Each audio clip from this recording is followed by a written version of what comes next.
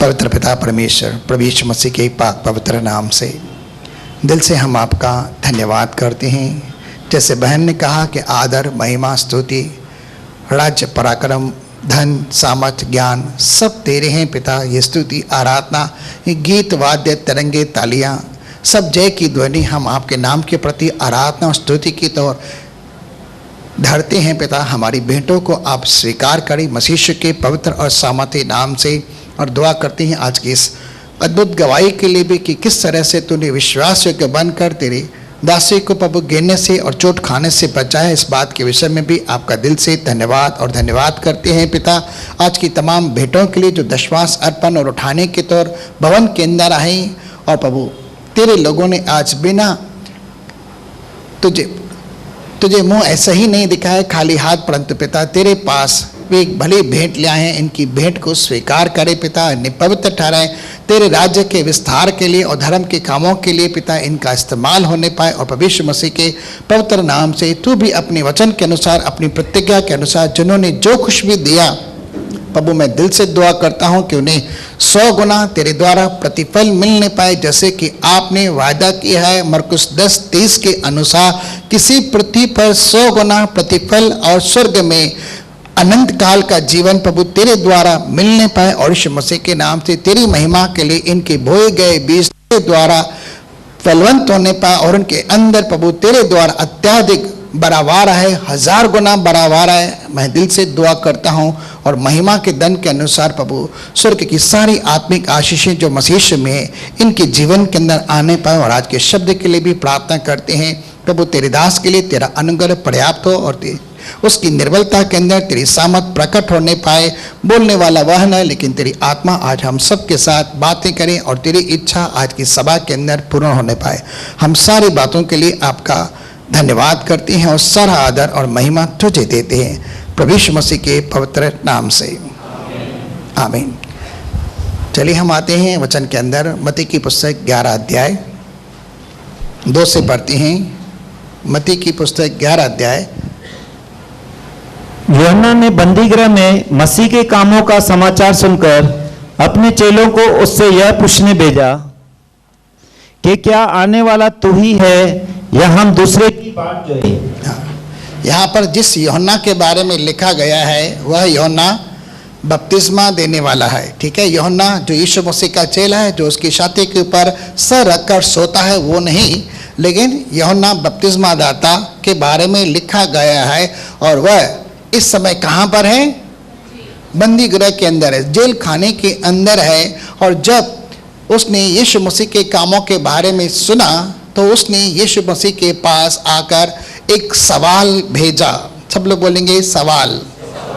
आप भी सवाल करते हैं प्रार्थना के अंदर, लेकिन कभी कभी हमें उत्तर आता है, कभी कभी उत्तर नहीं आता है। लेकिन कभी कभी आप बाइबल पढ़ते हैं तो बाइबल पढ़ते पढ़ते भी आपको उत्तर मिल जाता है, या कभी कोई शब्द सामने चलता है सभा के अंदर तो वहाँ पर भी आपको कई सारे सवालों का जवाब मिल जाता है। तो यहाँ पर भी यह बंदा जो परमेश्वर का आशीषित दास है, यूहन्ना बपतिस्मा दाता, जेल खाने के अंदर से एक सवाल भेजता है प्रभु यीशु मसीह के पास अपने चेलों के द्वारा, क्या आने वाला तू ही है या हम किसी और की बाट जो हैं। ठीक है, यह अपने आप में एक बहुत बड़ा सवाल था। और सवाल शायद हम अगर बच्चे होते, नए नए होते, मसीह में आए हुए होते, विश्वास में आए होते तो हम पूछ सकते थे।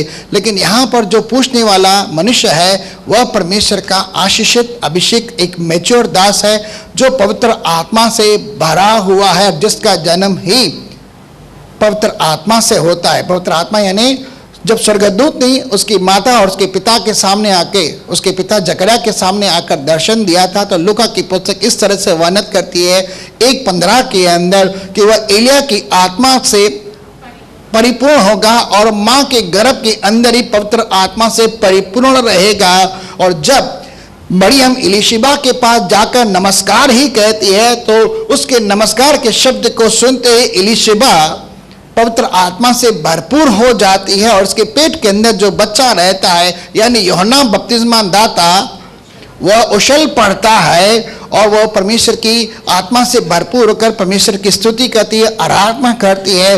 और वह बचपन से ही आत्मा से परिपूर्ण है और आने वाला एलिया है, इसके बारे में खुद यीशु मसीह ने भी इसकी गवाही दी। मलाकी की पुस्तक के अंदर भी इसके विषय में लिखा गया है कि वह एलिया की आत्मा के अंदर आकर आएगा और माता पिता के मनों को, बच्चों के मनों को फेरेगा और परमेश्वर के लिए एक योग्य प्रजा तैयार करेगा। वह परमेश्वर के आगे आगे चलेगा। ठीक है, यह शब्द भविष्यवाणी के तौर मलाकी के द्वारा भी कहा गया यूहन्ना बपतिस्मा दाता के लिए। और थोड़ी देर के लिए हम चल रहे हैं। एक मैच्योर इंसान एक सवाल पूछा, लेकिन किन परिस्थिति के अंदर? जब वह जेल खाने के अंदर है। कई बार हम अपने जीवन के परिस्थिति के अंदर कभी कभी ऐसा समझ लेते हैं कि चारों ओर से हम गिर चुके हैं, अब हमें लगता नहीं कि हमारे जीवन के अंदर कुछ हो पाएगा, और हमारे मन के अंदर बहुत सारी कल्पनाएं आती हैं, बहुत सारे विचार आते हैं, और कभी कभी तो मन के अंदर ख्याल भी आता है, क्या जिस परमेश्वर की हम इबादत करते हैं क्या वह सत्य में वही है या नहीं है? कभी कभी मन के अंदर ख्याल आता है। मैं सिर्फ मेरे जीवन की एक छोटी सी गवाही बताता हूँ। जब मैं मसीह यीशु में आया था, नया नया था, और मैंने सिर्फ 2 महीने रहते बपतिस्मा लिया हुआ था, तो जब मैं कलीसिया के अंदर देखता तो हम लोग सिर्फ 60-70 लोग हुआ करते थे, ज़्यादा से ज़्यादा। कभी कभी जब मौका मिलता तो हम लोग 100 जमा हो जाते थे, लेकिन कभी कुछ पर्व रहता तो 125 भी हो जाते थे, और पूरी कलीसिया उस जमाने के अंदर बढ़ जाती थी। लेकिन मैं सोचता था तो बस सिर्फ इतने ही लोग हैं जो विश्वास करते हैं, और मुझे लगता था जैसे मेरी दुनिया है ना सिर्फ सिमट कर इतनी ही रह गई है। मैं सिर्फ एक छोटे से हॉल को देखता था, 2 माले के ऊपर उन दिनों के अंदर हमारी कलीसिया हुआ करती थी, बस ये लोग सिर्फ 125 लोग हैं। लेकिन जैसे जैसे आगे बढ़ते गए, परमेश्वर की कृपा के द्वारा मुझे पता चला कि मसीह के ऊपर विश्वास करने वाले करोड़ों करोड़ों लोग हैं, और इसी उल्लासनगर के अंदर 110 से ज़्यादा कलीसियाएं हैं। पूरे विश्व भर के अंदर कोई भी ऐसा देश नहीं, ऐसा राज्य नहीं जहां पर मसीह की कलीसियाएं ना हो। चंद देश हैं जहां पर मसीह के नाम के विरोध किया जाता है, सिर्फ चंद देश हैं। कुछ ऐसे देश हैं जहां पर बाइबल बैन है, लेकिन फिर भी अंदरूनी रीति पर काफ़ी सारे वहां के लोग भी विश्वास करने वाले हैं। लेकिन मन में आ जाता है, क्या कल जिनको हम मानते थे और आज जिसको हम इबादत दे रहे हैं, जिसकी महिमा कर रहे हैं, क्या वाकई वह सत्य में मसीह है? क्या वही परमेश्वर है? क्या में से कभी किसी के मन के अंदर ऐसा ख्याल आए कि आप यहाँ पर जो बैठे हैं क्या सत्य में उस जीवित परमेश्वर की महिमा कर रहे हैं? क्या आपको लगता है कभी कभी क्या ये लोग मुझे धोखा तो नहीं दे रहे हैं, कहीं भरमा तो नहीं रहे? क्या वाकई मसीह है, मसीह परमेश्वर है या परमेश्वर का पुत्र है? लेकिन आपको बताते हैं कि यीशु मसीह ही सच्चा परमेश्वर है, उसे छोड़ और कोई परमेश्वर नहीं है। ये मेरे 23 सालों का अनुभव है, मैंने अपने जीवन में जाना है, और बाइबल को साक्ष्य करके मैं कहता हूँ, बाइबल का एक एक वचन ताया हुआ है, सत्य है, इसे प्रमाणित किया गया, अपने जीवन के अंदर अनुभव में लाया गया है, और उसके अंदर जिस परमेश्वर के बारे में लिखा है वो सत्यवादी परमेश्वर है। उसके अंदर न तो कुटिलता है, न झूठ है, न धोखा है, न छल है, न कपट है, लेकिन वह पवित्र परमेश्वर है। बाइबल का परमेश्वर सत्यवादी परमेश्वर है, और वह सत्य से ही प्रसन्न होता है। क्या आने वाला तू ही है या हम दूसरे की बाट जोएंगे? एक पासवान, ये यीशु मसीह का पास्टर है जिसने यीशु मसीह को बपतिस्मा दिया हुआ है। वह पास्टर अपने चेले से अर्थात प्रभु यीशु मसीह से पूछ रहा है अपने चेलों के द्वारा, क्या आने वाला तू ही है?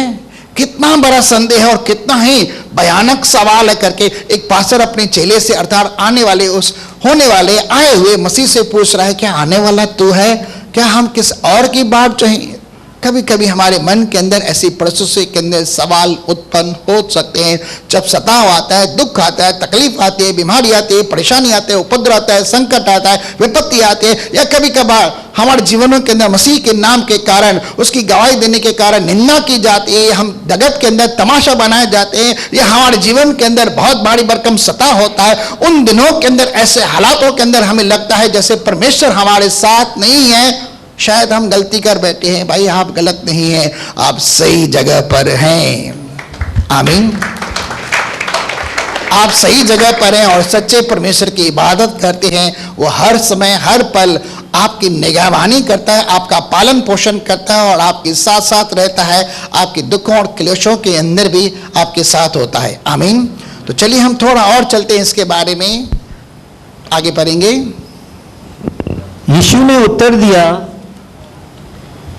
कि जो कुछ तुम सुनते हो अब चेले जो यूहन्ना बपतिस्मा दाता के चेले हैं, वे यीशु मसीह के पास आए हैं और यीशु मसीह से सवाल कर रहे हैं। यीशु मसीह को भी ताज्जुब होता है कि जिसने मुझे बपतिस्मा दिया वह मुझसे पूछ रहा है और वह उसे जवाब अलग ही रीति से देता है। और किस रीति से दे रहा है हम थोड़ा उसके बारे में सुनेंगे और थोड़ा यूहन्ना बपतिस्मा दाता के बारे में भी आज थोड़ी जानने की कोशिश करेंगे।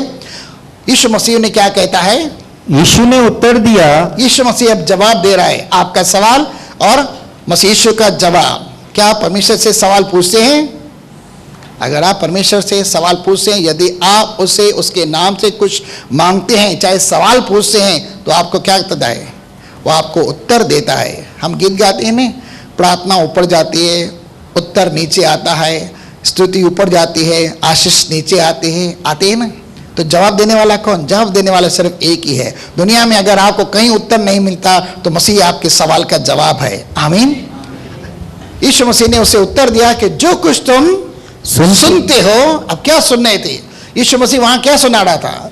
वो वहां पर परमेश्वर के राज्य के बारे में बहुत सारे लोगों के बीच, बहुत सारे भीड़ के बीच में वह अद्भुत कार्य कर रहा था और परमेश्वर के राज्य का सुसमाचार सुना रहा था। उसने कहा, मैं जो बोल रहा हूं उसके ऊपर ध्यान दो और सुनो और देखते हो, जो देख रहे हो यहाँ पर काम हो रहे हैं, वह सब जाकर यूहन्ना से कह दो। सारी बातें जो तुम देखते हो और सुनते हो जाकर अपने गुरु यूहन्ना बपतिस्मा दाता से कह दो। आगे कि अंधे देखते हैं। क्या हो रहा है वहां पर? जब कभी यीशु मसीह बड़ी भीड़ के अंदर होते थे, वह बिना सुसमाचार सुनाए नहीं रुकते थे और यह कहना कभी रुकते नहीं थे कि परमेश्वर का आत्मा मुझ पर है और उसने मुझे अभिषेक किया हुआ है गरीबों को सुसमाचार सुनाने के लिए। वो इस तरह से लेकर लोगों के सामने पेश करता था और अपने आप को मसीह के तौर प्रकट करता था। कुछ लोग मानते थे, कुछ लोग नहीं मानते थे, कुछ लोग विरोध करते थे और कुछ लोग सीधाई से, मन की खराई से उसकी बातों को ग्रहण करते थे। और जो कोई विश्वास के साथ उसके हृदय के अंदर, अपने हृदय के अंदर वचन को ग्रहण करता था, उनके जीवन के अंदर बड़ा प्रभाव उत्पन्न होता था, क्योंकि परमेश्वर का कोई भी शब्द प्रभाव रहित नहीं होता है। वो जाकर कहता है, देखो अंधे देख रहे हैं और लंगड़े चलते फिरते हैं, लंगड़े चल रहे हैं, कोढ़ी शुद्ध किए जाते हैं, कोढ़ी शुद्ध किए जा रहे हैं, और बहरे सुनते हैं, बहरे सुन रहे हैं, मुर्दे जलाए जाते हैं, मुर्दे जिंदा हो रहे हैं, और कंगालों को सुसमाचार सुनाया जाता है। कंगालों को यह सुसमाचार सुनाया जा रहा है। इन सारी बातों के अंदर न केवल गरीबों को, गरीब मतलब वो नहीं आत्मा की गरीबी के बारे में कह रहा हूं, न कि धन की गरीबी के बारे में कह रहा हूं, कि गरीबों को सुसमाचार सुनाया जा रहा है और ये जो मरकज हो रहे हैं वो वहां पर प्रकट हो रहे हैं। और यूहन्ना बपतिस्मा दाता को पता था करके यशायाह की पुस्तक के अनुसार कि मिरेकल्स करने वाला कौन है। मिरेकल्स कौन करता है? मिरेकल्स करने वाला सिर्फ एक ही है, वो है परमेश्वर है। परमेश्वर को छोड़ और कोई आचर कर्म नहीं करता।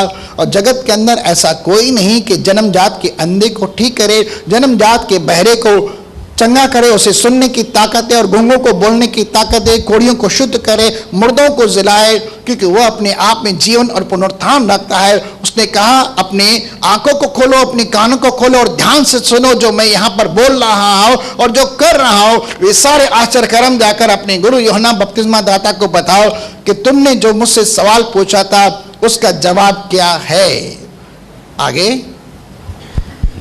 और धन्य है वह, एक मिनट 5 के अंदर आते कि अंधे देखते हैं, हाँ, और लंगड़े चलते फिरते हैं, हाँ, कोढ़ी शुद्ध किए जाते हैं, और बहरे सुनते हैं, मुर्दे जिलाए जाते हैं, और कंगालों को सुसमाचार सुनाया जाता है। हाँ। 2 मिनट के लिए यहाँ पर रुकते हैं, फिर वापस आगे आएंगे करके।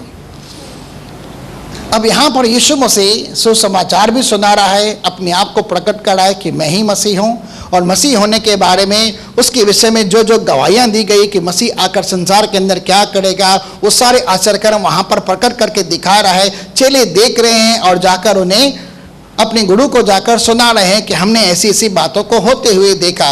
और जब इन बातों के बारे में इनके जीवन के अंदर सुनाया जाता है तो यूहन्ना को क्या लगता है?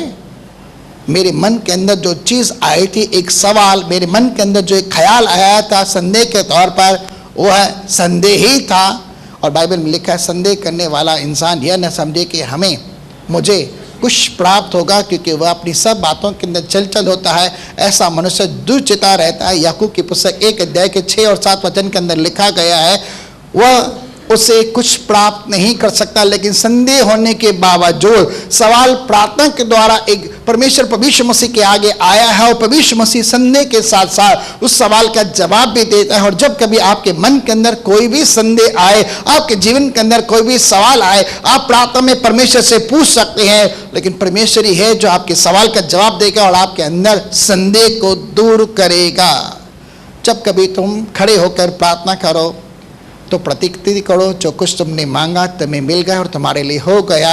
सिर्फ मरकुस की पुस्तक 11 अध्याय के 23वें शब्द के अंदर लिखा है, कभी मन के अंदर संदेह न करना।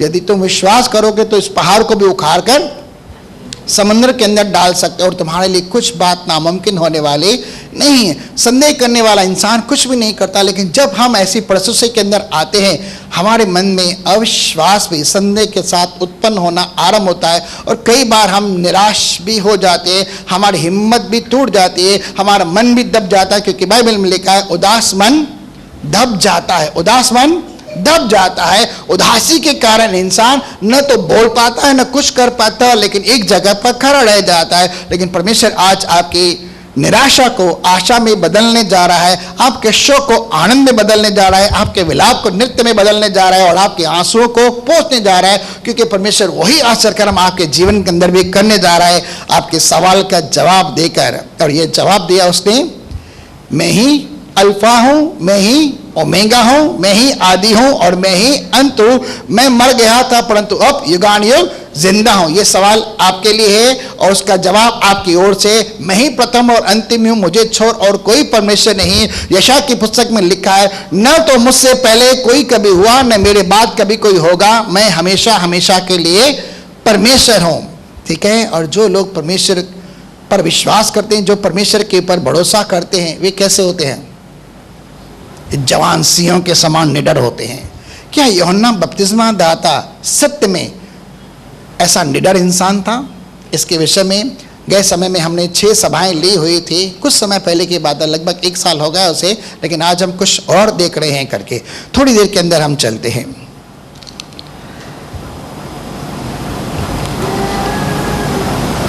मत्ती की पुस्तक 14 अध्याय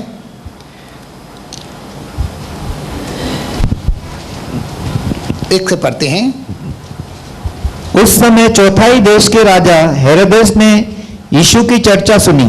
हाँ। और अपने सेवकों से कहा, यह यूहन्ना बपतिस्मा देने वाला है, वह मरे हुओं में से जी उठा है, इसीलिए उससे सामर्थ के काम प्रकट होते हैं। अब यीशु मसीह के बारे में राजा हेरोदेस को, जो जमाने का राजा हुआ करता था, यीशु मसीह की भी चर्चा सुन रहा है, और उसके द्वारा जो कार्य हो रहे हैं उसके सामने जो प्रत्युत्तर दिया जा रहा है, अरे ये तो कोई यूहन्ना बपतिस्मा दाता है जिसका सर आपने कत्लेआम करवाया था, कटवाया था, वह वापस जिंदा हुआ है, इसलिए उसके अंदर ये काम प्रकट हो रहे हैं। अब राजा हेरोदेस यूहन्ना बपतिस्मा दाता को मरवा देता है। क्यों? उसके बारे में हम सुन रहे हैं। क्योंकि हेरोदेस ने अपने भाई फिलिप्पुस की पत्नी हेरोदियासा के कारण यूहन्ना को पकड़कर बांधा। यूहन्ना बपतिस्मा दाता को क्या किया? जेल खाने के अंदर पकड़कर डलवा दिया था। क्यों डलवा दिया था? इसका 4 शब्द पढ़ते हैं। क्योंकि यूहन्ना ने उससे कहा था। यूहन्ना बपतिस्मा दाता राजा हेरोदेस से करता है, निडरता के साथ कहता है। आज की तारीख में किसी राजा के साथ कोई बात करे बहुत डर लगता है, किसी नेता अभिनेता से बात करे थोड़ा बहुत डर लगता है, हिचक भी होती है, लेकिन इसके अंदर कहीं पर भी डर नहीं है, चिंता नहीं है, घबराहट नहीं है। वह डायरेक्ट राजा से कह रहा है, क्योंकि राजा गलत काम कर रहा है। अपने भाई फिलिप्पुस की पत्नी को अपनी पत्नी बनाकर उसके साथ वह रहता है और उसके साथ शादी कर लेता है, जबकि यूहन्ना उसे कह रहा है, भाई तेरे भाई की पत्नी को अपनी पत्नी बनाकर उसके साथ रहना सही नहीं है, परमेश्वर की नज़रों में उचित नहीं, ये पाप है। और हेरोदेस उसकी बातों को सुनकर कभी कभी डरता भी था, लेकिन लोगों के कारण भी, हालांकि उसे वो मरवाना भी चाहता था, लेकिन लोगों के कारण, क्योंकि लोग भी उसे भविष्यवक्ता करके जानते थे, इसलिए उसके ऊपर कभी हाथ नहीं डालता था। इसलिए उसने क्या किया? उसे जेल खाने के अंदर डाल दिया। ये आएगा बार बार मुझे आकर डरावनी बातों से डराएगा, घबराएगा, परमेश्वर के बारे में जो कुछ मैं गलत कर रहा हूं उसके बारे में चिताएगा और मेरे अंदर डर उत्पन्न होगा। इसलिए क्या कर, इसकी बोलती बंद करके इसे जेल खाने के अंदर डाल दो। और राजा हेरोदेस ने यह एक और कुकर्म कर डाला कि यूहन्ना बपतिस्मा दाता को जेल खाने के अंदर डाल दिया। और जेल खाने के अंदर ही जब ऐसी परिस्थिति के अंदर है और वह जान रहा है यूहन्ना बपतिस्मा दाता, भाई मैं तो परमेश्वर के स्वर्गदूत की आवाज के द्वारा परमेश्वर की इच्छा से इस संसार के अंदर आया हूं। मैं तो मेरी माता को भी जानता हूं जिसका नाम इलिशिबा है, मैं तो अपने पिता को भी जानता हूं जो जकर्याह है। वे तो दोनों धर्मी हैं, परमेश्वर की आज्ञाओं पर चलने वाले, निर्दोष है और सारी विधि विधान को मानने वाले हैं। वे तो बुढ़े हो गए थे लेकिन परमेश्वर ने अपने स्वर्गदूत को भेजकर मेरे बारे में कहा और मेरा जन्म उसी के द्वारा हुआ, क्योंकि स्वर्गदूत ने आकर मेरे पिता से वायदा किया था कि तेरी प्रार्थना सुन ली गई है और मुझे, यानी उसके पिता के बारे में लिखा है कि तुझे एक पुत्र प्राप्त होगा और उसका नाम यूहन्ना रखना। मेरा जन्म तो परमेश्वर की इच्छा से हुआ है और मुझे परमेश्वर ने एलिया की आत्मा और सामर्थ से भी भरा है कि मैं इस्राएल जाति के अंदर क्या करूं, उस आने वाले मसीहा के बारे में गवाही दूं। ठीक है, मैं तो उससे पहले भेजा गया हूं उसकी गवाही देने के लिए कि इस्राएल के ऊपर प्रकट हो सके कि यीशु कौन है। चलिए थोड़ी देर के लिए हम चलते हैं यूहन्ना की पुस्तक पहला अध्याय। ये जो बातें मैं कह रहा हूं लूका की पुस्तक पहले अध्याय के अंदर आप पढ़ेंगे तो वहां पर इनका सारा ब्यौरा आपको मिल जाएगा। लूका पहले अध्याय के अंदर यूहन्ना बपतिस्मा दाता के विषय में स्वर्गदूत क्या बात कर रहा है, इलिशिबा कैसे गर्भवती होती है, जकर्याह कैसे आनंदित होता है, उसके जीवन के अंदर क्या चमत्कार होता है और कैसे उसकी जीभ की गांठ खुलकर वो आत्मा से भावित होकर भविष्यवाणी करने लगता है। और स्वर्गदूत यूहन्ना के बारे में क्या कह रहा है, वहां मरियम भी आती है। ये सारा वृत्तांत वहां पर पढ़ सकते हैं। ठीक है, यूहन्ना पहला अध्याय उसके 22 शब्द से हम आगे चलते हैं। पहले अध्याय का 22 शब्द। तब उन्होंने उससे पूछा, फिर तू है कौन? यहां पर कुछ लोग आकर यूहन्ना बपतिस्मा दाता से सवाल पूछ रहे हैं क्योंकि वह जंगल के अंदर आकर प्रचार कर रहा है, मन फिराओ, अपने अपने पापों से पश्चाताप करो क्योंकि स्वर्ग का राज्य निकट आ गया है। वह जब इस बात का प्रचार कर रहा है तो बहुत सारी भीड़ अड़ोस पड़ोस के नगरों से आकर उसे अपने अपने पापों को मानकर बपतिस्मा लेती है, जो मत्ती की पुस्तक 3 अध्याय के अंदर भी लिखा है। वहां पर काफी सारे लोग आते हैं और आकर बपतिस्मा ले रहे हैं। और यहां पर यीशु मसीह भी आ रहा है। दूसरी दिन यीशु मसीह आकर भी उससे बपतिस्मा ले रहा है और लोग आकर उससे पूछ रहे हैं कि तू कौन है। ठीक है, तू कौन है। अगर यह सवाल आपसे और मुझसे पूछा जाए आप कौन है तो शायद हम कलर टाइट कर ले, मैं पास्टर हूं, शायद मैं ऐसा कर सकता हूं, लेकिन ऐसा करूंगा नहीं। लेकिन यूहन्ना बपतिस्मा दाता देखिए क्या ही मस्त जवाब दे रहा है, ताकि हम अपने भेजने वालों को उत्तर दे, तू अपने विषय में क्या कहता है? तू अपने विषय में क्या कहता है, तू अपने मुंह से ही बात कर। उसने कहा, मैं जैसा यशाया भविष्यवक्ता ने कहा है, जंगल में एक पुकारने वाले का शब्द हूं। क्या हूं? सिंपल जवाब दे रहा है, मैं क्या हूं? मैं उसकी आवाज हूं और जंगल में पुकार रहा हूं। लोग पूछ रहे थे क्या तू एलिया है, क्या तू भविष्यवक्ता है, या तू मसीह है? अगर तू है तो हमसे कह दे करके। वो कहता है नहीं तो मैं मसीह हूं, नहीं मैं एलिया हूं, नहीं मैं भविष्यवक्ता हूं, लेकिन उससे पहले भेजा गया हूं, मैं उसकी आवाज हूं। ठीक है, आगे कि तुम प्रभु का मार्ग सीधा करो। किस लिए आया हूं? मैं परमेश्वर के लिए रास्ता तैयार करने के लिए आया हूं। आगे ये फरीसियों की ओर से भेजे गए थे। और ये लोग कौन हैं?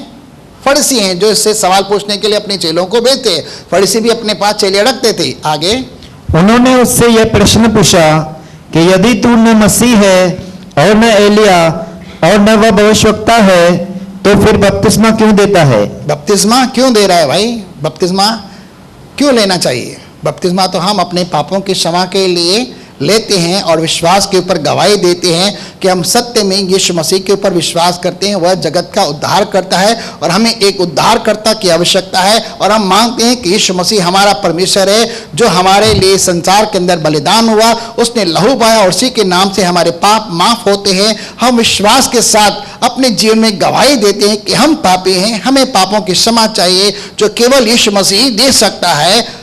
हम पापी हैं और माफ करने वाला हमारा परमेश्वर यीशु मसीह है। इस बात के विषय में गवाही देकर हम बपतिस्मा लेते हैं। आगे यूहन्ना ने उनको उत्तर दिया कि मैं तो जल से बपतिस्मा देता हूँ, मैं क्या कहता हूं, मैं तो तुम्हें पानी से बपतिस्मा देता हूं मन फिराव का, परंतु तुम्हारे बीच में एक व्यक्ति खड़ा है। एक व्यक्ति खड़ा है। एक मिनट के लिए अभी एक रेवलेशन के तौर पर एक रीमा शब्द के तौर पर ले रहा हूं। आजू बाजू में देखिए, आपके पड़ोस में कोई खड़ा है क्या? अरे भाई वाकई लोग देख रहे हैं इधर उधर। भाई आत्मिक आंखों से देखिए, विश्वास की आंखों से देखिए, आपके अंदर ही यीशु मसीह विद्यमान है। आमीन। परंतु तुम्हारे बीच एक व्यक्ति खड़ा है जिसे तुम नहीं जानते, लेकिन आप तो जानते हैं कि वो परमेश्वर का पुत्र मसीह है जो मेरे दिल में रहता है आत्मा के द्वारा। सही है ना? आगे, अर्थात मेरे बाद आने वाला है जिसकी जूती का बंद मैं खोलने के योग्य नहीं। देखो क्या ही नम्रता की निशानी दे रहा है, क्या ही नम्रता का पाठ पढ़ा रहा है। वो खुद कह रहा है मैं ये नहीं वो नहीं, लेकिन काश कभी कभी हम अपने सर के ऊपर टैग लगाते, मैं पास्टर हूँ, मैं रेवरेंड हूँ, मैं एवेंजलिस्ट हूँ, मैं ये बिशप हूँ, मैं ये हूँ, मैं वो हूँ। भाई मसीह क्या कि इनकी कोई ज़रूरत ही नहीं है करके, कोई क्या कुछ भी होने दे, हम सब मसीह के चेले हैं और अपने आप में मरे हुए हैं और मसीह हमारे अंदर जिंदा है।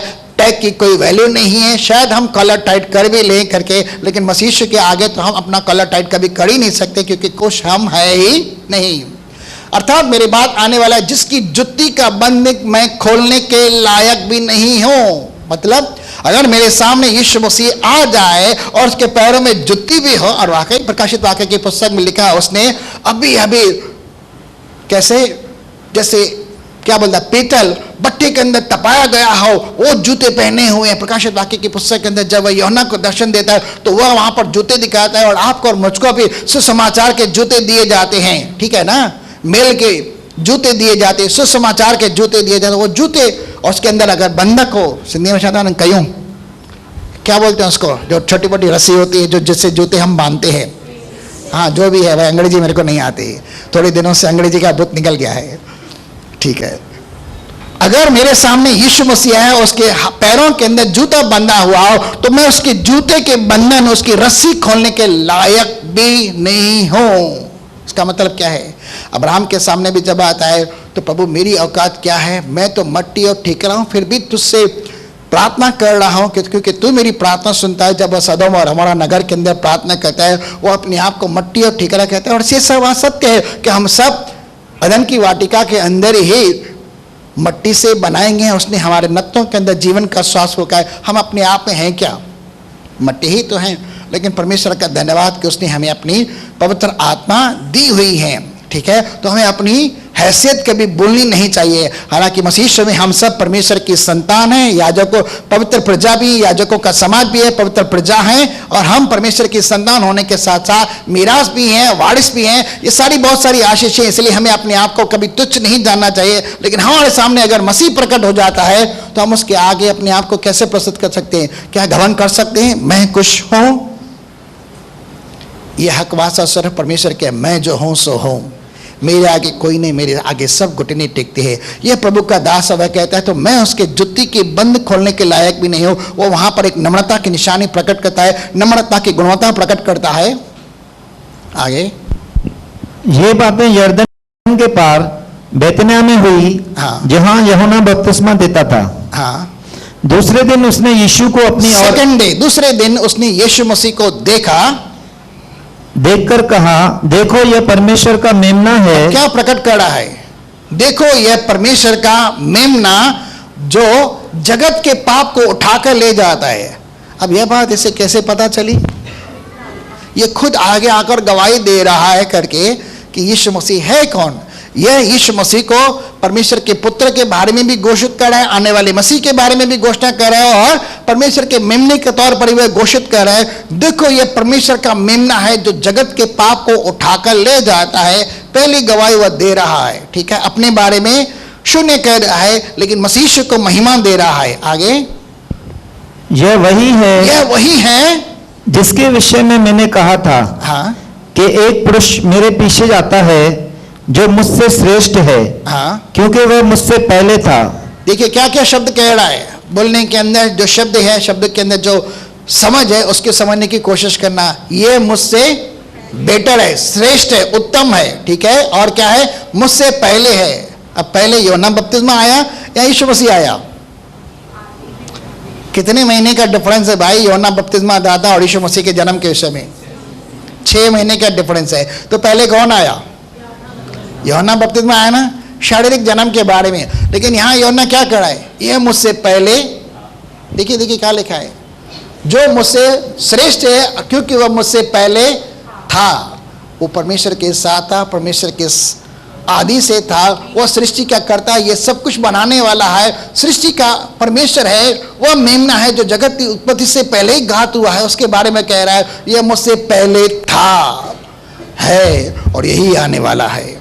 आमीन। आगे, और मैं तो उसे पहचानता न था। काफी बार जब हम मसीह में नहीं थे उस समय हम भी नहीं पहचानते कि यीशु मसीह है कौन, लेकिन यहाँ पर लिखा है मैं भी इसे पहचानता नहीं था, परंतु इसीलिए मैं जल से बपतिस्मा देता हुआ आया। परमेश्वर की ओर से उसे आज्ञा मिली थी, जाकर लोगों को, इसराइल के लोगों को, यहूदी जाति के लोगों को जाकर मन पड़ाव का बपतिस्मा दे, क्योंकि मैं अपने पुत्र को, जगत के उद्धारकर्ता को भेज रहा हूं। और जब तू जल का बपतिस्मा देगा, एक दिन मैं तेरे पास अपने पुत्र को भेजूंगा और उसके लिए कुछ निशानी है जिसे तू पहचान पाएगा। आगे, कि वह इजराइल पर प्रकट हो जाए, इजराइल की सारी प्रजा, सारी जनता जान ले कि यही मसीह, यही उद्धार करता, यही परमेश्वर का मेमना है जो जगत का उद्धार करता, वह यही है। मैं इंट्रोड्यूस करता हूं इस शख्स को कि यह परमेश्वर का पुत्र है। वह गवाही देने के लिए आया और यीशु मसीह को इंट्रोड्यूस करने के लिए आया।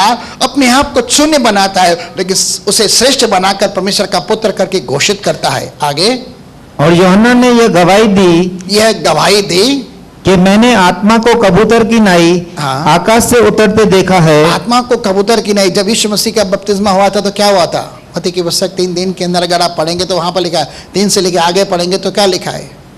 जब यीशु मसीह ने यूहन्ना से यरदन नदी के अंदर बपतिस्मा लिया, और लूका की पुस्तक 3:19-21 के अंदर लिखा गया है जैसे उसने प्रार्थना की उसके लिए आकाश खुल गया और एक कबूतर की नाई आत्मा यीशु मसीह के ऊपर उतरी और उसके लिए एक आकाशवाणी हुई कि यह मेरा प्रिय पुत्र है जिससे मैं प्रसन्न हूं।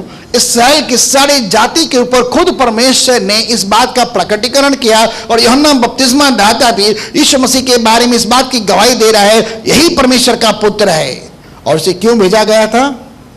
इसी मिशन के साथ भेजा गया था कि तू इसराइल के लोगों को यीशु मसीह के लिए तैयार कर और उसके आने का रास्ता सीधा बना, ठीक है, और लोगों को सिखा कि यीशु मसीह के ऊपर विश्वास लाएं और यह मसीह है और उसके पीछे पीछे चले।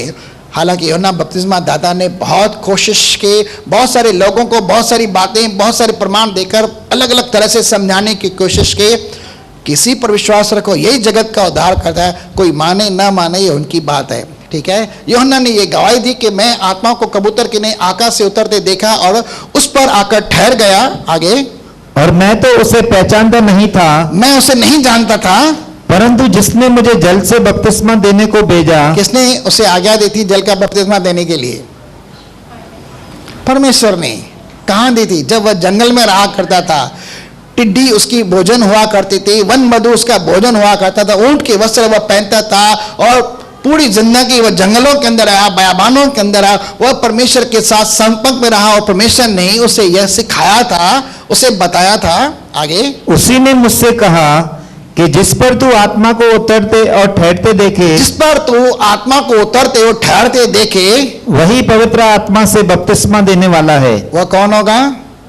वही पवित्र आत्मा से बपतिस्मा देने वाला होगा। और यूहन्ना बपतिस्मा दाता ने क्या कहा? भाई मैं तो तुम्हें जल से बपतिस्मा देता हूं मन पड़ाव का, लेकिन मेरे बाद जो आने वाला है वह मुझसे श्रेष्ठ है जिसके जुत्ती के बंद में खोलने के लायक नहीं हूं, और वह तुम्हें आग और पवित्र आत्मा से बपतिस्मा देगा। और आग का बपतिस्मा देने वाला, पवित्र आत्मा से बपतिस्मा देने वाला कौन है? क्या यूहन्ना दे सकता है? क्या और कोई मनुष्य दे सकता है? क्या कोई रेवरेंड, कोई बिशप, कोई इवेंजलिस्ट दे सकता है? नहीं, कोई कुछ नहीं दे सकता। जो देने वाला है वह प्रभु यीशु मसीह है, जो पवित्र आत्मा के द्वारा आपके जीवन के अंदर सब कुछ स्थापित करता है और आपको वही देता है। आपने पवित्र आत्मा किसकी ओर से पाया? यीशु मसीह की ओर से, क्योंकि यीशु मसीह ने कहा मैं जा रहा हूं पिता के पास, और पिता से विनती करूंगा वह तुम्हें एक सहायक देगा, अर्थात पवित्र आत्मा जो सदा आपके साथ रहेगा। यानी पवित्र आत्मा भी देने वाला कौन है? प्रभु यीशु मसीह है। वह लिखा हुआ तुम्हें पवित्र आत्मा और आग से बपतिस्मा देगा। और यूहन्ना बपतिस्मा दाता यीशु मसीह के विषय में इस बात की गवाही देता है, जिसने मुझे भेजा है, मुझे ऐसी ऐसी ताकत दी, इंस्ट्रक्शन दी है, और मैं प्रमाणित करता हूँ यही जगत का उद्धार करता है, यही परमेश्वर का मेम्ना है जो जगत के पाप को उठा देता है, यही परमेश्वर का पुत्र है। आमीन। और लोगों ने तो वो आवाज भी सुनी, क्योंकि बहुत सारे नगरों के, बहुत सारे प्रदेशों के लोग वहां पर यूहन्ना से बपतिस्मा देने के लिए आए हुए थे। ठीक है ना? क्या उन्होंने आवाज नहीं सुनी? क्या उन्होंने आवाज नहीं सुनी, यह मेरा प्रिय पुत्र है जिससे मैं प्रसन्न हूं? क्या उन्होंने कबूतर को आते हुए नहीं देखा? शायद आप और मैं इस समय कबूतर का इंतजार करते हो कि काश हमारे ऊपर भी आए कबूतर ठहरे। नहीं भाई, आज कबूतर आने वाला नहीं है।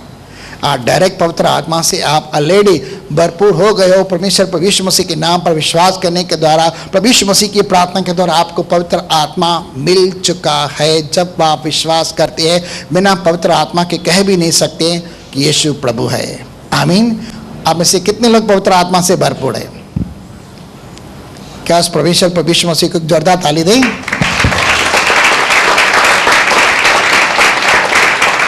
आगे और चलते हैं, इसी के आगे चलते हैं। और मैंने देखा और गवाही दी है, और मैंने देखा और गवाही दी है कि यही परमेश्वर का पुत्र है। यही परमेश्वर का पुत्र है। और जब पवित्र आत्मा आता है तब तुम सामर्थ पाते हो, और तब क्या करते हो? प्रेरित 1:8 के अंदर लिखा है, आप भी गवाही देते हो। देते हो क्या? क्वेश्चन मार्क लगाऊं पीछे में। गवाही देते हो कि जिस प्रभु यीशु मसीह को हम मानते हैं वह सच्चा परमेश्वर है। हमारे जीवन के अंदर बहुत सारे काम हुए हैं, बहुत सारी भलाइयाँ हुए हैं, सबसे अधिक तो हमारे पाप क्षमा हुए। उसने हमारा नरक की पुस्तक से नाम काटकर जीवन की पुस्तक में सदाकाल के लिए नाम लिख दिया है, सदाकाल का जीवन दिया है, हमारे पाप माफ किए। वह उसे हम मानते हैं, वो उद्धार करता है। क्या इस बात की आप गवाही देते हैं? यूहन्ना बपतिस्मा दाता से कुछ सीखे करके वो कितना नम्र है, कितना यीशु मसीह को उठाता है और किस तरह से गवाही देता है। कई बार तो हम अपने विषय में गवाही दे देते हैं, अच्छी बात है गवाही देना, हम परमेश्वर को महिमा दे रहे हैं, लेकिन कभी कभी हमें परमेश्वर के लिए भी, कभी कभी नहीं अक्सर हमें परमेश्वर के लिए गवाही देनी है कि वह सच्चा परमेश्वर है। आमीन। मैंने देखा और गवाही दी, यही परमेश्वर का पुत्र है। और इसी अभिप्राय के साथ यूहन्ना बपतिस्मा दाता को एक मिशन देकर इस धरती के ऊपर भेजा गया था। जब इसने अलग अलग लोगों को चिताया, अलग अलग लोगों को वार्निंग दे, अपने चेलों को प्रार्थना करना सिखाया, कई लोगों को बुरे कामों से फिरने के लिए भी सिखाया। जब लोग उसके पास आते थे, हम क्या करें क्या ना करें, वो उन्हें सिखाता था, उन्हें समझाता था। लेकिन जब यही बात उसने राजा हेरोदेस को सिखाई, उसे जेल खाने के अंदर डाल दिया, क्योंकि उसकी पत्नी जो फिलिप्पुस की पहले पत्नी रहा करती थी, और उसके मरने के बाद यूहन्ना बपतिस्मा दाता से बहुत जलन रखती थी। और बाइबल में लिखा है, जलन के मारे इंसान अत्याधिक क्रोध होता था, और जब वह क्रोध के आवेश के अंदर आ जाता है तो उसे समझ में नहीं आता है क्या करे। वो बदले की भावना के अंदर ऐसा हो जाता है, और औरत का क्रोध, औरत का गुस्सा, औरत की नाराजगी, क्या बात है भाई, बहुत खतरनाक होता है करके, वो कहीं हद पर जा सकती है। और ये राजा की रानी है करके, और क्योंकि राजा को यह कह रहा है, भाई इसे रखना तुझे उचित नहीं है, सही नहीं है, परमेश्वर की नजर में पाप कर रहा है। राजा तो अपनी जगह पर है, लेकिन राजा को चिताने वाला भी कोई चाहिए। और जब जब ये बात सुनती थी फिलिप्पुस की पत्नी यानी हेरोदियास, तब तक उसे गुस्सा आता था, लेकिन वह कर नहीं सकती थी। लेकिन उसने अपने मन के अंदर बात ठान रखी थी, आज नहीं तो कल जैसे ही मुझे मौका मिलेगा मैं इसका काम तमाम करूंगी। अब आ रहे हैं मत्ती की पुस्तक 14 अध्याय के अंदर, 5 से हम पढ़ते हैं। और वह उसे मार डालना चाहता था, हाँ, पर लोगों से डरता था। यहाँ हेरोदेस भी उसे मार डालना चाहता है, और उसकी पत्नी हेरोदियास भी उसे मार डालना चाहती है। आगे, क्योंकि वे उसे भविष्यवक्ता जानते थे। क्या करते थे? उसे भविष्यवक्ता करके जानते थे, सच्चा परमेश्वर का भक्त जानते थे। ठीक है। पर जब हेरोदेस का जन्मदिन आया, हाँ, तो हेरोदियासा की बेटी ने उत्सव में नाच दिखाकर हेरोदेस को खुश किया। हाँ, हेरोदियास की बेटी ठीक है। उसने नाच नाच कर उसके जन्मदिन के अंदर उसे खुश किया और उसके साथ बहुत सारे लोग हैं उन सबको भी प्रसन्न किया। और राजा पीने के बाद इतना मगन हो गया, इतना खुश हो गया, उसके लोग जो आनंदित हो गए और नशे की आड़ के अंदर आकर इतना खुश हो जाता और उसे कहता है, यदि तू मुझसे आधा राज्य भी मांगेगी तो मैं तुझे दे दूंगा, मांग जो तू चाहे मैं तुझे दूंगा। अब उसे लड़की को तो समझ में नहीं आया करके कि मैं क्या कुछ मांगूं। तब उसने अपनी माँ के जाकर पूछा कि मम्मी मैं क्या मांगूं। अब इसे तो मौका मिल गया करके, इसकी तो लॉटरी लग गई करके भाई इसकी। तो उसने कहा भाई जा अभी का अभी फटाफट जा राजा को बोल तूने वायदा किया है और मैं तुझसे मांगती हूँ यूहन्ना बपतिस्मा दाता का सर काट कर इस समय मेरे सामने थाल के अंदर पेश किया जाए। जब राजा के सामने आकर उसने ये बात कही तो राजा तो पहले चिंतित हो गया, डर गया कि इसने मांगा है, लेकिन उसने लोगों के सामने जो वायदा किया था कि राजा वायदा करे और मुकर जाए, ये बात गलत हो जाती है, ये एक बेइज्जती की बात, निंदा की बात हो जाती है कि राजा ने कहा और राजा दे नहीं पाया, इसलिए राजा को ऐसा कोई वायदा करना नहीं चाहिए। लेकिन उसने कहा जाओ भाई जाकर यूहन्ना के सर को काट कर यहाँ पर ले आओ। और उसी समय जल्लाद गए, उसने यूहन्ना बपतिस्मा दाता के सर को काटा और थाल के अंदर ले आए और आकर इसे दिया, ठीक है। लेकिन उसी समय यूहन्ना बपतिस्मा दाता के चेले भी आए और उसके धड़ को जाकर गाड़ दिया। अब यहाँ पर मैं इसके बारे में वो नहीं जोर दे रहा हूँ करके, यूहन्ना बपतिस्मा दाता मसीह यीशु की गवाही देने के कारण, सत्य की गवाही देने के कारण बलिदान भी हुआ, जेल खाने के अंदर भी गया, ठीक है। लेकिन मैं अब ऐसा कह रहा हूँ, बाइबल में लिखा है प्राण देने तक विश्वास योग्य रहे तो मैं तुझे जीवन का मुकुट दूंगा, ठीक है। धन्य है वे जो अंत तक धीरज धरे रहते हैं, उसी का उद्धार होता है। और आज की तारीख में अगर यूहन्ना बपतिस्मा दाता ने मसीह यीशु की गवाही देने के कारण अपने प्राणों की आहुति या बलिदान भी देना पड़ा, तो आज हम उसे कहाँ देख सकते हैं?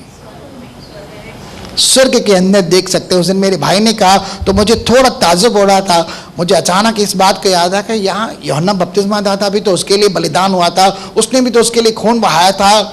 और अचानक मेरा ध्यान इस बात के अंदर गया कि मैं जब स्वर्ग में जाऊंगा तो यूहन्ना को वहां पक्का देखूंगा और उसके सर पर क्या होगा? जीवन का मुकुट तो जरूर होगा, क्योंकि वो प्राण देने तक विश्वास के बना रहा था, उसने अपनी धीरता को कभी न खोया था, वह परमेश्वर के आगे आगे भेजा गया था उसकी गवाही देने के लिए। मैं स्वर्ग में ऐसे मुकुट देखूंगा और उसे भी श्वेत वस्त्र जरूर होंगे, क्योंकि उस दिन यही शब्द चल रहा था मंगलवार को और मेरा पूरा ध्यान यूहन्ना बपतिस्मा दाता के ओर लगा कर था, मैं ऐसे भी जरूर देखूंगा। क्या आप देखेंगे? कौन कौन देखेगा? जो स्वर्ग जाएगा वही देखेगा ना, जो नहीं जाएगा वो नहीं देखेगा। कौन कौन जाएगा भाई? सबने टिकट निकाली है? पक्का? कि अभी टिकट बेचना चालू करो? में फ्री में है भाई, कोई इसके लिए चार्ज वार्ज नहीं है, ये टिकट फ्री में है करके, ठीक है। उद्धार मुफ्त में है, पवित्र आत्मा मुफ्त में है, क्योंकि आपने और मैंने अपने जीवन के अंदर उसे पाने के लिए कुछ भी नहीं किया। जो कुछ भी किया वह सिर्फ यीशु मसीह ने किया, आपके लिए मेरे लिए। वह क्रूस पर बलिदान हुआ है और उसने आपको और मुझको अनंत काल का जीवन एज अ वरदान करके, एज अ गिफ्ट करके दिया है। आपने कुछ नहीं किया, लेकिन यीशु मसीह ने आपके लिए सब कुछ पूरा किया है। क्या ऐसे परमेश्वर की एक और जोरदार ताली दें? एक और खासियत पढ़ें यूहन्ना बपतिस्मा दाता के बारे में। चलिए हम आ रहे हैं यूहन्ना की पुस्तक, मेरे ख्याल से 3 अध्याय के अंदर, यूहन्ना 3 अध्याय।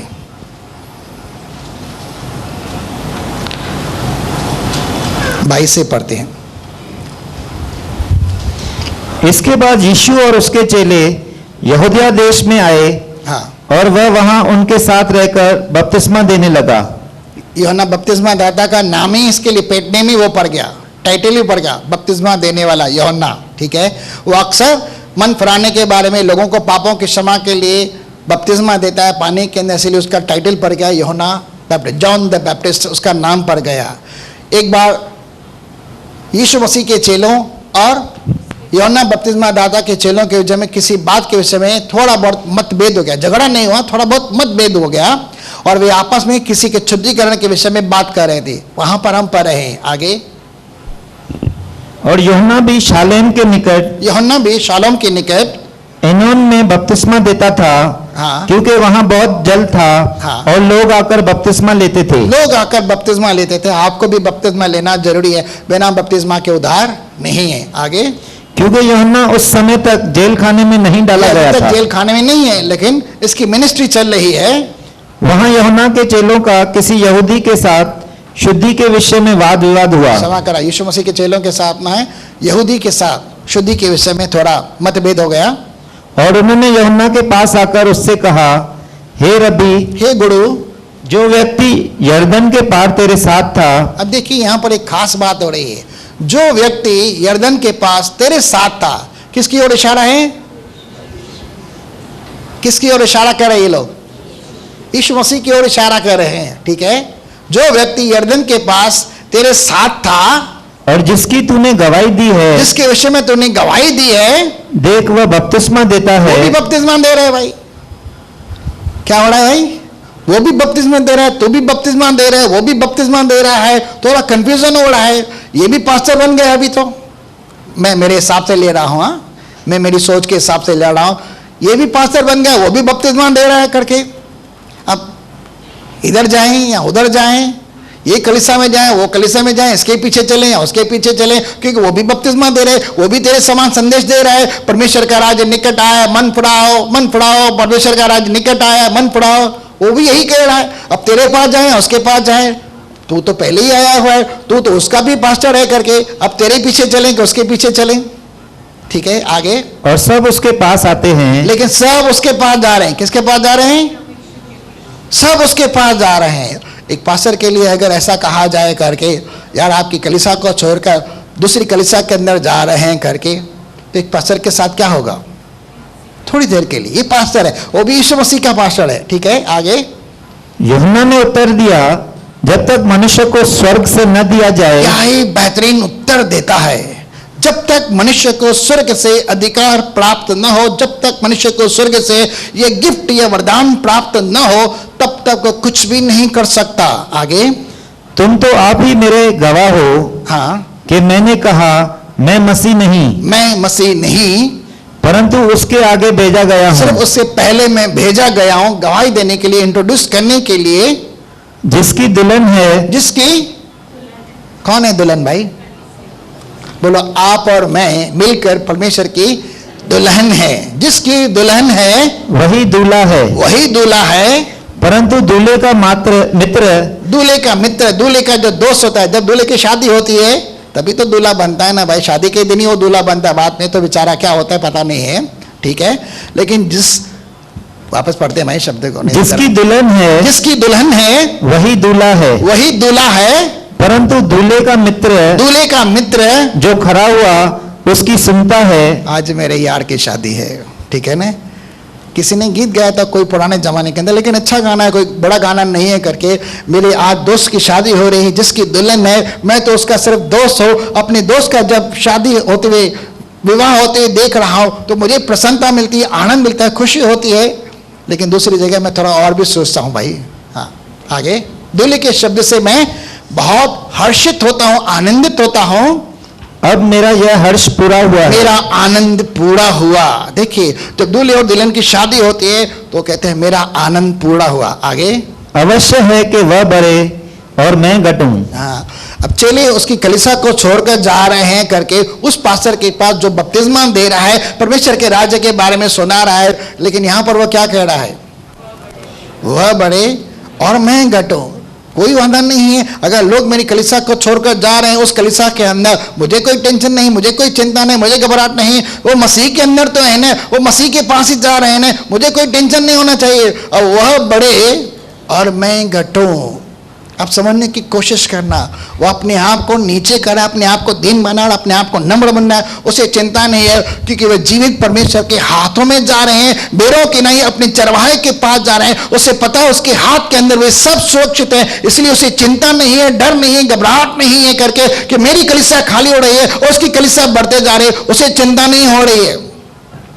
तो अगर कोई कहीं पर भी आ जा रहा है तो कहीं पर भी आने जाने के विषय में किसी पास्टर को भी दिक्कत नहीं होनी चाहिए करके, किसी प्रकार का मतभेद होना चाहिए, क्योंकि किसी गलत डॉक्ट्रिन के अंदर नहीं पढ़ रहे हैं, किसी गलत जगह नहीं जा रहे हैं, किसी जुए के अड्डे पर नहीं जा रहे हैं, किसी गलत डॉक्ट्रिन वाले के पास नहीं जा रहे हैं, लेकिन सही जगह पर जा रहे हैं। तो किसी को भी चिंता होनी नहीं चाहिए कि यहाँ जा रहा है, वहाँ जा रहा है, वहाँ जा रहा है। इस बात से मुझे बहुत आनंद होता था, वहाँ से नहीं, लेकिन एक जमाने से मैं इस बात को अपने देह के अंदर रखता हूँ, इसलिए मुझे किसी प्रकार की चिंता नहीं होती करके मैं अपने भाड़े की अपनी महिमा करने के लिए बना। लेकिन वह सही हाथों में है, उसे पता है कि वह मसीह के अंदर है। जब मसीह के अंदर है तो वही सुरक्षा है, जीवन है, पुनरुत्थान है, सब कुछ है, इसलिए उसे चिंता नहीं होती। और वह बड़े भले उसकी प्रतिष्ठा हो, उसको नाम मिले, महिमा मिले, जो कुछ भी वैभव मिले, उसकी कलीसिया बढ़ती जाए, मुझे चिंता नहीं है, क्योंकि उसे पता है तो मैं तो सिर्फ गवाही देने के लिए आया हूँ, उससे आगे भेजा गया हूँ और उस मिशन को लेकर आया हूँ कि मुझे गवाही देकर आगे उसके लिए बलिदान भी देना है, और मैं बलिदान के लिए भी तैयार हूँ। लेकिन मेरे मन के अंदर अगर संदेह आता है, मेरे मन के अंदर सवाल आता है, तो मैं तो इसी से पूछूंगा ना, मेरा जवाब तो यही देगा ना कि आने वाला तू है या किसी हम और की बात जो है। आप किसका इंतजार कर रहे हैं?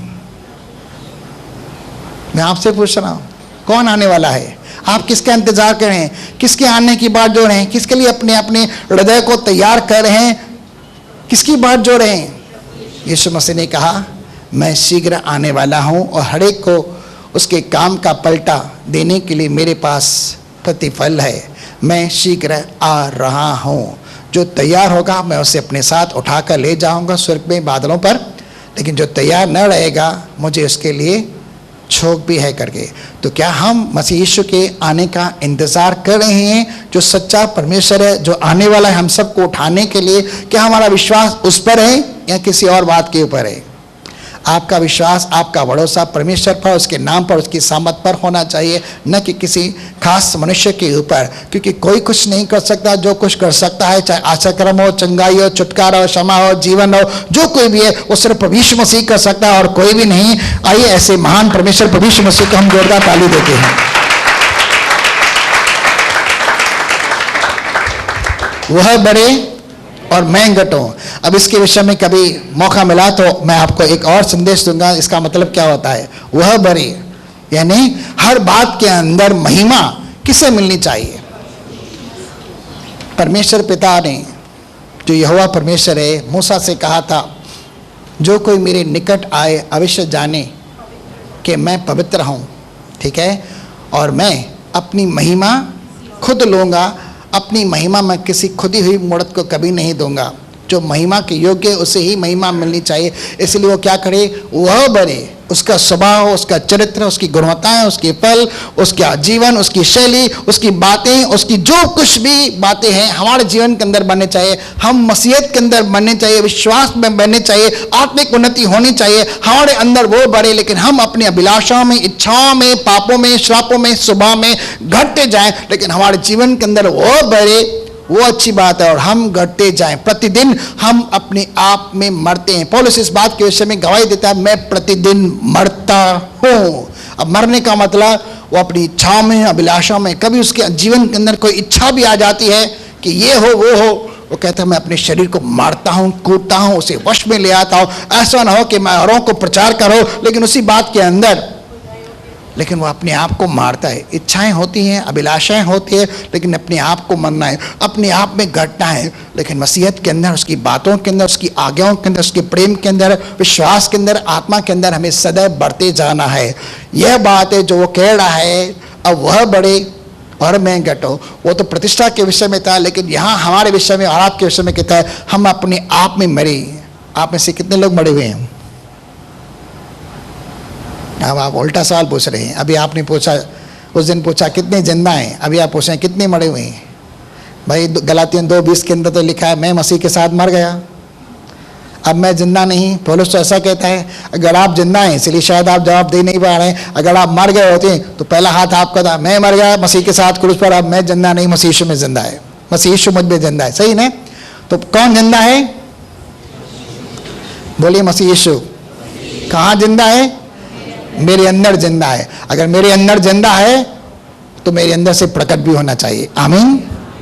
मेरे अंदर से प्रकट भी होना चाहिए अगर वह जिंदा है। अगर आप मरे हुए हैं तो आप दिखने नहीं चाहिए, आप दिखने नहीं चाहिए, आपके अंदर मसीही दिखना चाहिए। सही है?